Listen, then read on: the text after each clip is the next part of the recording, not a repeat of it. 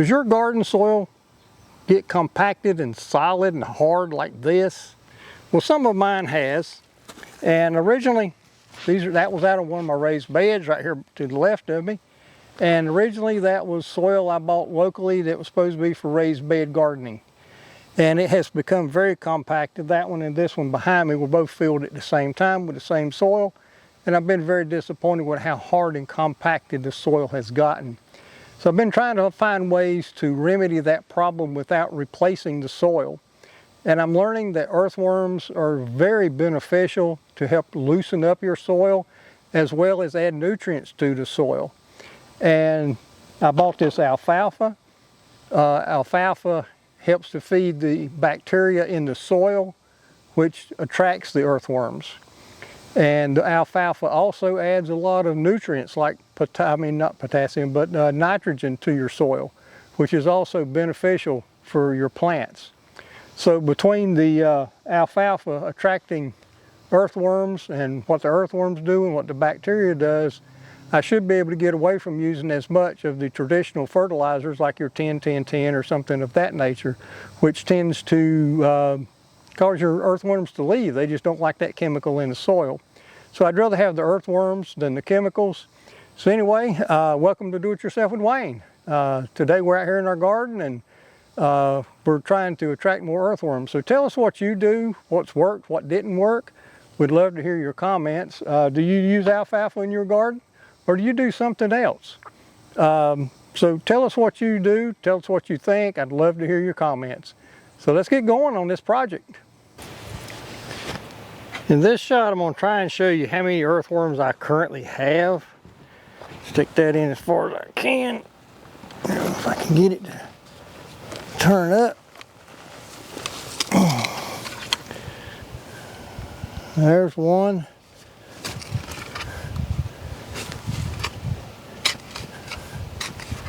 There's 3 or 4 more, so I do have some earthworms in here.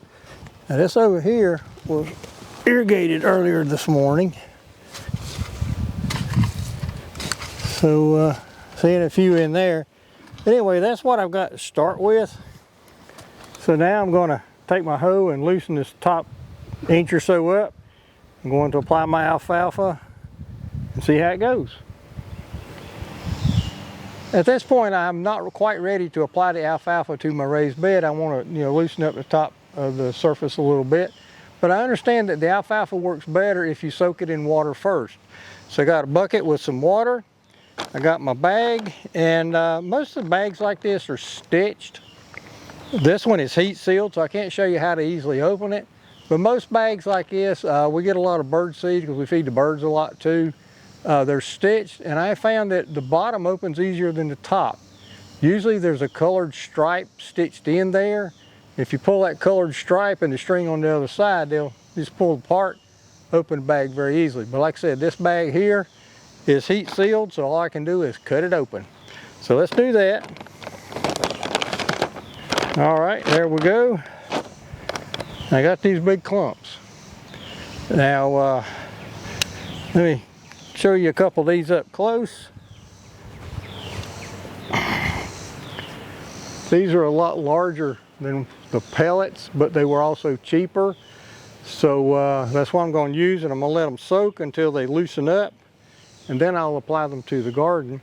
From what I hear, these are a lot better for using in your compost pile to get it working better.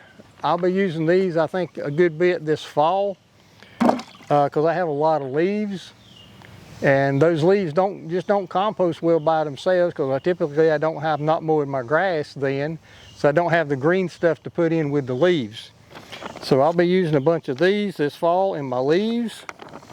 So let's see, there was 5, 6, 7, 8, 9, 10, there's 10, 12, 14, 16. I'm just going to go ahead and do 18 of them for now. I'm going to let that soak for a while I scratch out the surface of my raised bed a little bit and then get ready to apply my alfalfa, whatever you want to call it. I think some people call it an alfalfa soup, but anyway, I'm going to let them soak for a while until they start breaking apart, and then they'll be ready to apply. At this point, I've pulled my irrigation lines back, and I'm gonna take my hoe and just kind of scratch up the surface here a little bit. Try not to tear up my green beans over there. Not gonna do much, just break it up some, just right on the surface.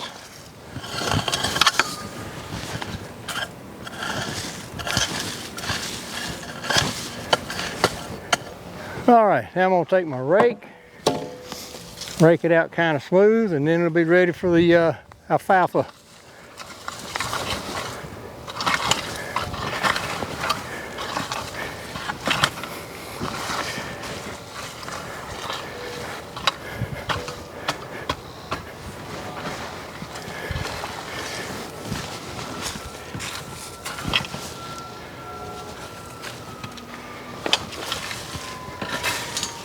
If you're wondering about these two big stakes here, I had my peas here earlier in the year.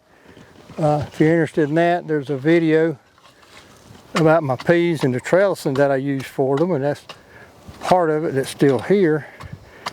I'm gonna plant green beans here again just to match those green beans, and I'll be putting my trellis back for the green beans to grow up, just like that trellis there for my early green beans.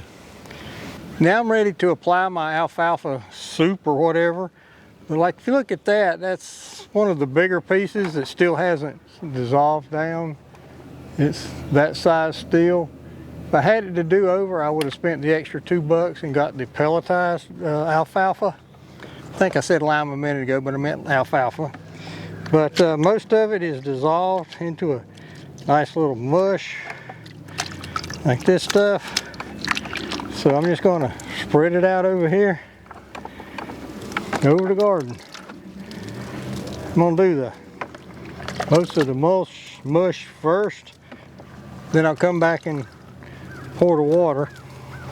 Because I got some really good alfalfa water here that should help.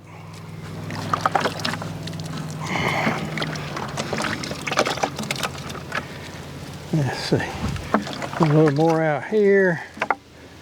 A little more down through here.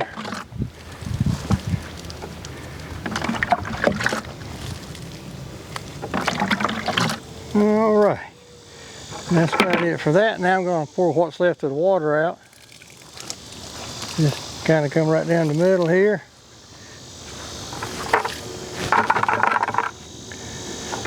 All right, there we go. Now I'm going to come back with some compost and composted leaves mostly, and put over that, and then it'll be ready to plant. Now I raked my alfalfa in just a little bit. I was taking my tractor, I know you can't see it, but my front bucket of my tractor sitting here, it's full of some composted leaves, which is this. I'm just going to spread that out over the top of everything here.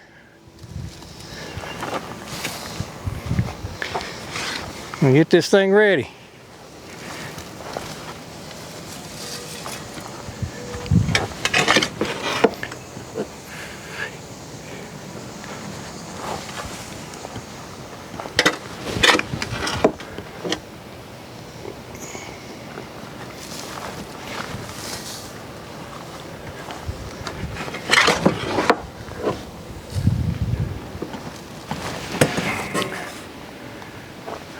Okay, that ought to do it. I don't know how much that bucket on the front of my tractor holds, but it was pretty full, and I've done all but just a dab of it on here.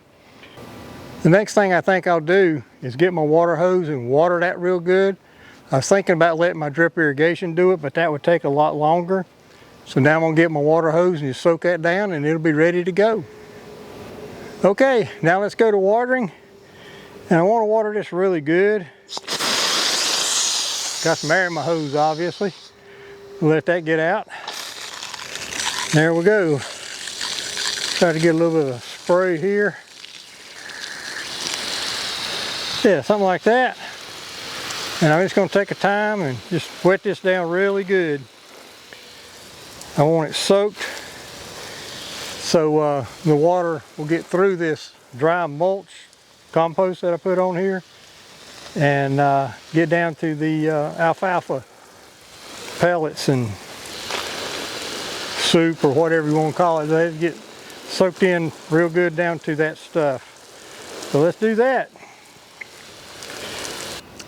Some people may ask how much alfalfa I put on here and how much it cost. Well, it's hard for me to guesstimate that. That 40-pound bag cost me $19. I think it was $18.99.